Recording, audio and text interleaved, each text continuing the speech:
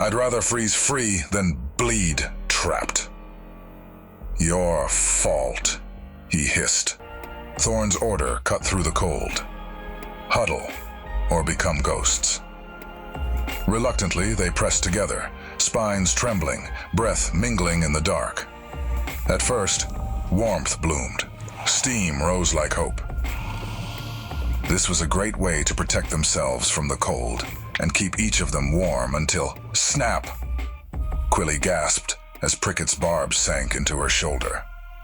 Watch your spines! Pricket snapped, though guilt flashed in his eyes. Thorn bore wounds silently while crimson bloomed on the snow. The cold kills faster than quills, he growled. But Pricket pulled away. I'd rather freeze free than bleed trapped. Your fault, he hissed. Quilly stayed silent. Her eyes held graves, but the quills of each one wounded their closest companions. Pride shattered the circle.